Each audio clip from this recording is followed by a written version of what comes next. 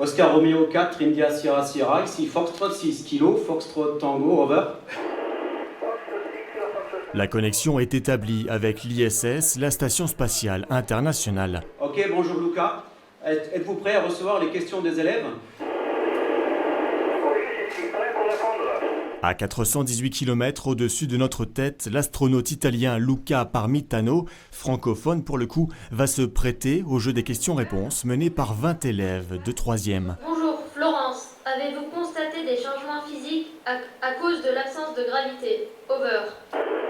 Oui, il y a des changements physiques, il y a du sang qui va vers la tête parce que le corps continue à battre. Mais notre organisme s'habitue très rapidement. Les élèves n'ont que 10 minutes pour échanger avec l'astronaute. La fenêtre de tir est courte pour maintenir la liaison avec la station spatiale qui fonce à 28 000 km/h. La salle ici est transformée en poste de contrôle, une prouesse technique réalisée par le club radio amateur de Tédin. On a 2 antennes sur le toit qu'on appelle satellites pour suivre la position du satellite en temps réel. Et là, du coup, pour vous, c'est une première de transmettre aussi loin. Donc c'est une première avec un astronaute. Le collège Robert Doisneau de Sarralbe est l'un des 2 établissements sélectionnés en France cette année pour participer à ce projet appelé ARIS. Il faut dire que le dossier était bien ficelé grâce à l'implication de Pierre Willem, professeur de mathématiques et passionné d'astronomie. On fait des ateliers avec les radioamateurs déjà depuis un bout de temps, c'est-à-dire qu'on fait des ateliers morses, on a déjà fait des contacts, mais sur la Terre, on a fait par exemple l'année dernière un contact sur Banana Island, en Sierra Leone, à 6000 km d'ici. Et donc les élèves ont déjà eu un micro en main, ont déjà eu cette approche de la communication par radio. Donc c'est vraiment une journée exceptionnelle pour les élèves. Dans la salle, le silence est roi, tout le monde écoute attentivement l'astronaute italien. Après 20 questions, il est temps de mettre fin à la communication.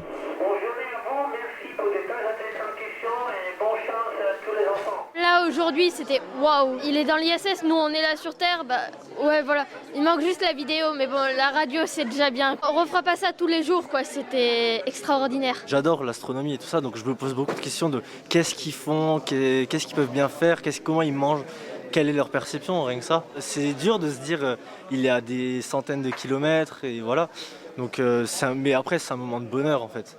Il est sûr qu'après cette expérience unique, les élèves dormiront la tête dans les étoiles. Over.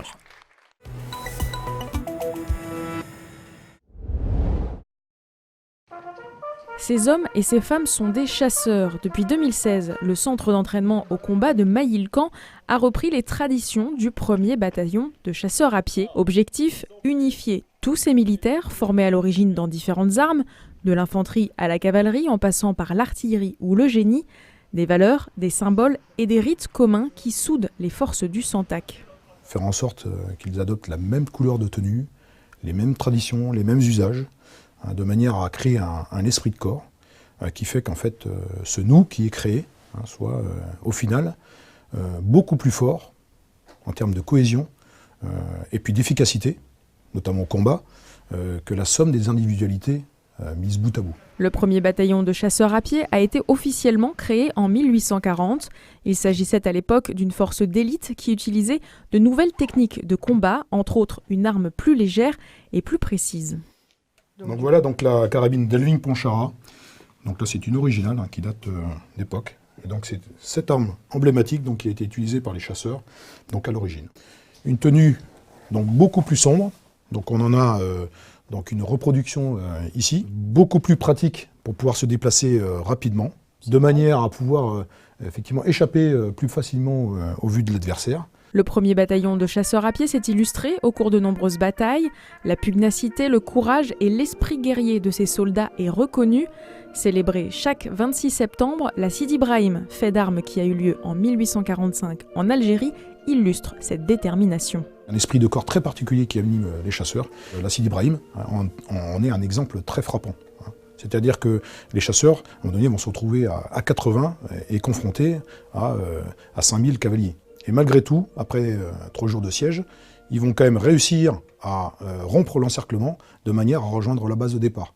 Donc ça dénote quand même de leur part une volonté farouche de ne rien lâcher, jamais, et toujours une foi ardente dans la réussite. Pour devenir chasseur, un rite de passage appelé baptême est organisé. Chacun appartient ensuite à cette grande famille qui comprend également les chasseurs alpins, tous réunis sous un même et unique drapeau, des usages qui ne sont pas du folklore. Il y a Georges Jaurès qui disait qu'il fallait absolument maintenir donc, les traditions, que ce n'était pas veiller des cendres, c'était transmettre la flamme. Toute l'histoire de ce bataillon est évoquée dans cette salle d'honneur, un musée seulement accessible pour le moment à d'anciens chasseurs et à des élèves du collège Burnonville de Troyes.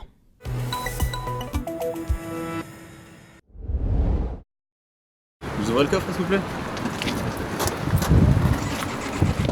À quelques mètres de la frontière allemande, sur le pont de l'Europe ce matin, les services douaniers d'Ensheim étaient de sortie.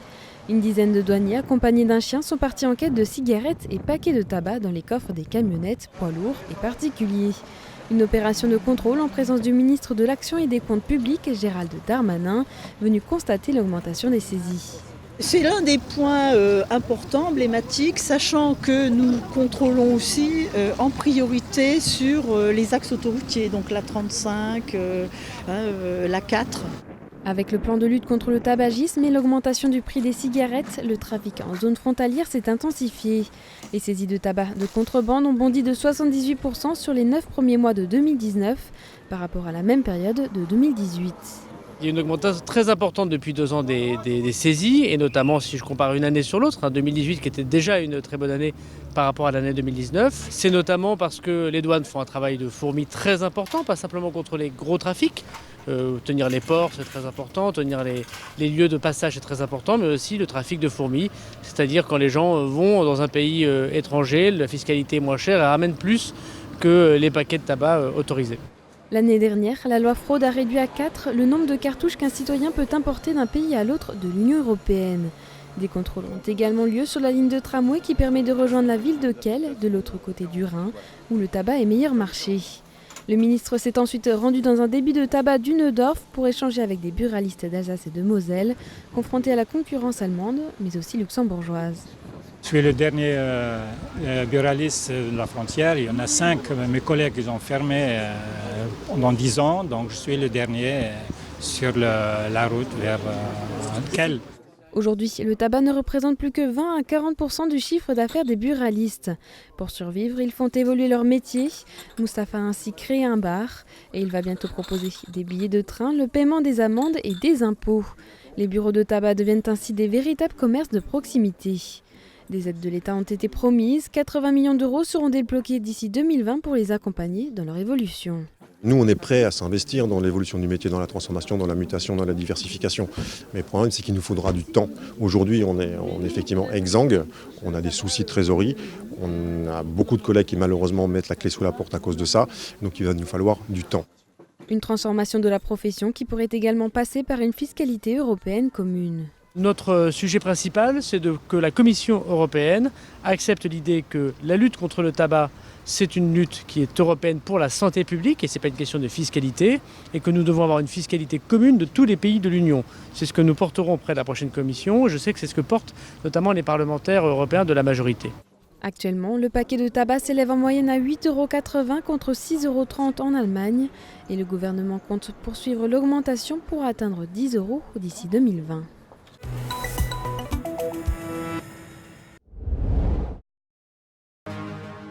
La campagne s'affiche un peu partout dans les 65 communes de l'agglomération de Saint-Dié-des-Vosges. À la maison de service au public de Corcieux, la distribution de dosimètres a commencé lundi, un appareil qui permet de mesurer l'activité du radon dans son habitat. Le radon, c'est un gaz naturel qui vient du sol, qui est émis par l'écorce terrestre.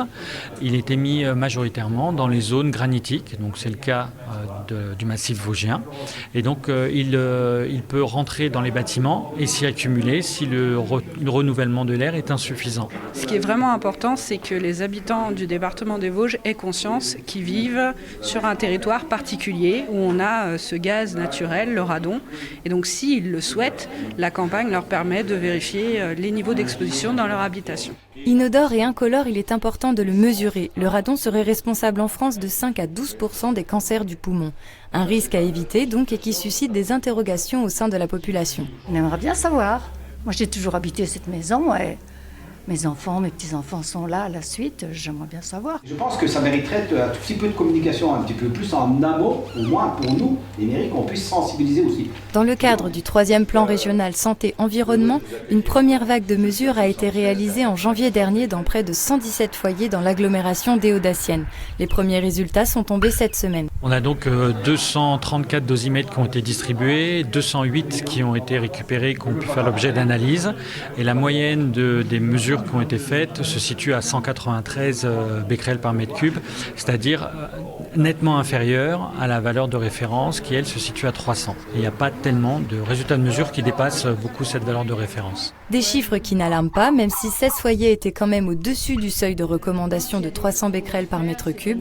Ces habitants bénéficieront d'un accompagnement par l'Agence régionale de santé afin de limiter le plus possible l'exposition au radon. Il est important à la fois d'avoir un bâtiment qui présente une étanchéité suffisamment importante au niveau de la dalle, par exemple, entre les pièces d'habitation et le vide sanitaire ou la cave ou le sous-sol.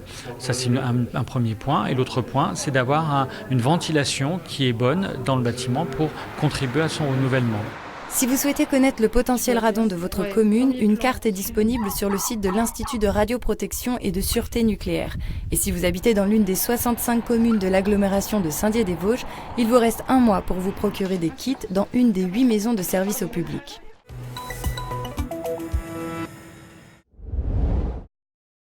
Sauver le patrimoine végétal, c'est l'objectif de la ville de Troyes.